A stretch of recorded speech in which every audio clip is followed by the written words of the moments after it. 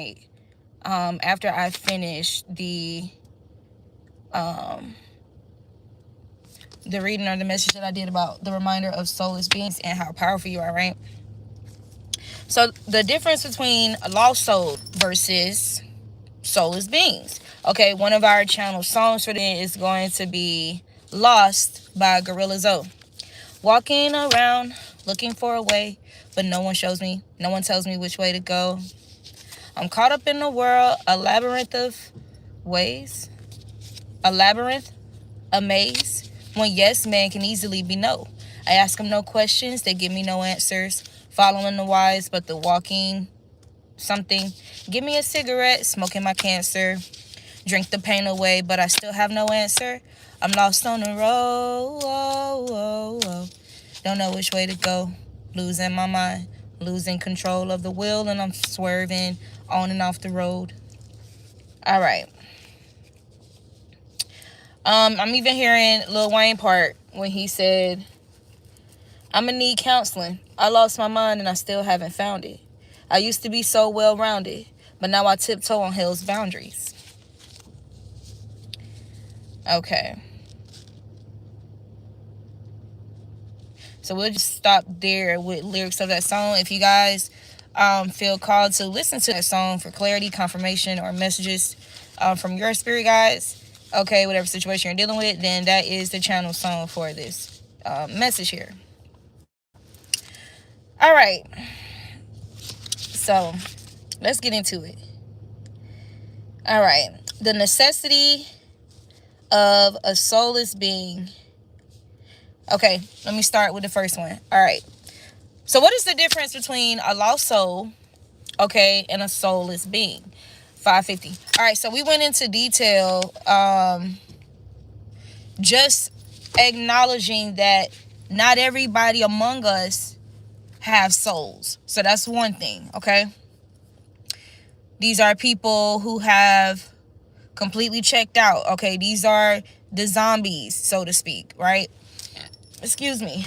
These are, for those of you who are familiar with the anime Bleach, okay? That is one of my favorite animes because it literally talks about all of that. Like, it gives you a great visual of all of that. So those of you who may not be familiar with Bleach, you may want to check that anime out, okay?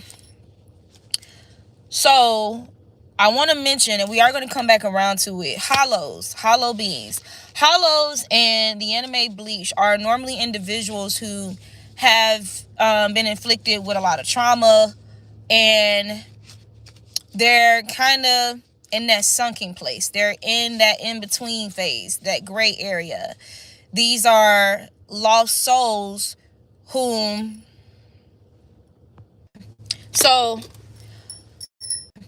So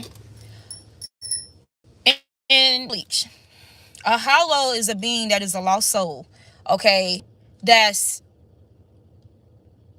like the Soul Society or a character like Ichigo, whatever. They may be tasked with basically having to war against this possession, this entity, this energy, or a series of energies or entity spirits that has a hold on the lost soul, that's literally trying to get them to the point of completely ejecting from their body, right? In the Bleach anime, when a person is in hollow form, it's a very, very chaotic push and pull, because that energy, they've been brought to, mind you, they're in a sunken place, so they've been brought to that space where they're have strongholds. So somebody like Ichigo, you know, the people in the Soul Society, they're there to basically pull down the strongholds off that being and free them out of that hollow state, right? Basically trying to raise them from the dead, resurrect them. You know what I'm saying? But if you guys are familiar with Bleach, not every being survives that fight. Okay, some of them, you know, they're so far gone that they end up becoming a soulless being, right? Okay, so the difference between a lost soul versus a soulless being is a person who still, a lost soul is someone who clearly still has their soul, but they're lost, okay? They're surrounded by darkness. You get what I'm saying? They are These are the people that we would have connections with, who still have souls, and they may get compromised by the people that they're still attached to. Situations, places, environments that they are still holding on to, or they're disregarding their spiritual gifts, discernment, or the clarity that you bring them. You know what I'm saying? And they're in that in-between world, with holding on to old customs or things that they're supposed to depart from, evil that they're meant to depart from, but they're not departing from it by their own willpower. So this is a lost soul versus a soulless being who's already checked out. You get what I'm saying? They're on assignment to basically either target other lost souls or conscious souls through those lost souls. You get what I'm saying? Or conscious souls directly, with the hopes of bringing the conscious soul to a state of a lost soul. Okay? Bringing a lost soul to a state of a soulless being. Right? So my last video, we already covered what, soulless beings are for the most part. Right? Okay, so let's move on to the next bullet. We got the necessity of a soulless being bringing a gang or gangs of lost souls your way. Why is this necessary, right? Again, a lost soul. They're bringing, so when a chosen one is faced with people rallying up together to gang stalk them, to attack them, whatever the case may be, right? The reason why this is because when these people approach your light, when they encounter you, because not all of them remain, being confused or distorted by evil once they're in your light, okay? These people, they're not complete. The lost souls, remember, are not completely checked out.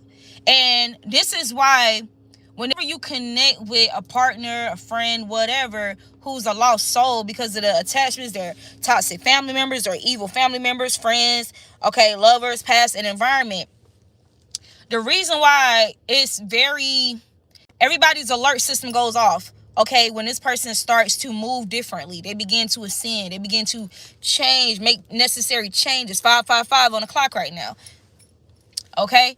They begin to, do that introspection. They begin to, I don't want to do this anymore. I don't want to go there anymore. Begin to set boundaries with these soulless beings. You get what I'm saying? So then they go on a prowl of, okay, there's some type of light around. This person is, they're in a state of some type of clear sight or vision. Okay, like there's something illuminating information to them for them to be acting this way with us, or they're in a process of departing from us, departing from soulless beings, departing from evil. Hence why they begin to attack you, the conscious soul.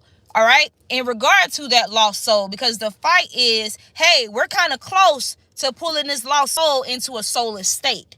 Okay, so then they begin to attack you, or one or several or few may find out about you, and they gather others, because mind you, they're soulless, so they're not as powerful as us. They're filled with dark. There's no light within them, so they don't have what it takes, especially 1, 2, 3. None of them really has, what it takes to conquer or overcome a conscious soul. Hence why the method of attack is always to try to use that lost soul against you, or use your own power against yourself, get you to put out your own light, right? All right. So it's necessary for people to, let me say this. It's inevitable, and there's a necessity of you being gang stalked, because these are these people's opportunity to come to the light, come as you are. Okay, the state of, the quality or state that they're in at the time is they're lost. Okay, they're in the dark. Okay, they, really may be void of understanding. Like even when Yeshua said, Lord, forgive them for they know not what they do, lost souls. You get what I'm saying? And there's going to be a blend of lost souls and soulless beings, always, right? That's why you have the light, the gray area, and the dark, right? So some of these people will be changed. I know I've been changed. I know I've been changed. Some of these people are going to be casualties. So some of these lost souls, when they encounter you, come to the light, okay? There's all kind of reactions that are caused when they are in the light. It's kind of like vampires and shit. You know what I'm saying? So some of these people will cross over, okay, into becoming a conscious soul. Some of these people will just, They will stay too long in the presence of soulless beings until, they become a soulless being. So then you have resurrection. Okay? Now, when you think about resurrection and you think about a soulless being and a lost soul being in a sunken place, right? When we look at that, raising someone from the dead metaphorically, right? That's kind of like helping guide a lost soul towards the light or towards their own light, okay? Or, bringing them clarity, confirmation, being able to make sense of the things that they've been trying to make sense of, but they've been intentionally targeted with confusion and distortion just to keep them stagnant, attached to, or, in a state of dissension, right? Opposed to ascending. So ascension itself is a form of resurrection, okay? So yeah. Then you have back from the dead. So yeah, resurrection, back from the dead. These are notes that I jotted down, you guys. Okay, then you have willpower. Heavy emphasis on willpower as well when it comes to the capability to resurrect. Okay? It's only but so much you, the divine being, a conscious soul, the divine can do. Because the divine doesn't take the shape of possessing us or possessing a vessel without that's why one of my favorite scriptures is, behold, I stand at the door and knock. Right? If you don't come to the door, willpower, if you don't answer the door, if somebody calls you, many are called, but few are chosen. If you don't answer the call, there's nothing more that a divine being can really do. Like, you can call, and if that person answers, maybe you can share, some enlightenment with them. You can, share some guidance, some direction, some teachable energy with them, okay? Edification, iron sharpening iron. But if they reject your call, decline your call, don't answer the phone, their phone is disconnected, okay, they don't come to the door, they're depressed or some shit, or they're occupied, that's pretty much all you can do. So I like to take it a step further with that scripture when it says, behold, I stand at the door and knock. Okay, let's say a person doesn't come to the door. Cool. This is how the Most High moves with us. Okay, well, I'll come back the next day. I'll come knock again next day. Maybe you're busy, you're too busy right now, so I'll come back another day. Okay. Comes back another day. You don't answer the door, so leaves like a telegram or leaves like a little note in your door. Hey, just want to let you know I came by. Right? Leaves. But I'm still reachable. I'm still available to you. Here's my number on that card. You got my number. Now here's where satanic, okay, evil, this is how evil comes in shape, right? This is when you start hearing about possessions and exorcisms and all this shit. Forceful energy, right? So satanic energy, in that same example, nobody answers. Boom! Kick the door down.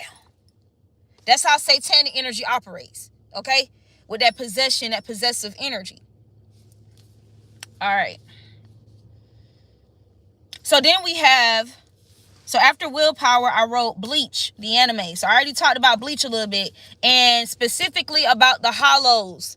When people are in a state of being hollows, they're not fully gone, okay? Hence why, those of the soul society, they end up fighting these hollows and fighting for that person's soul. That's literally what it is.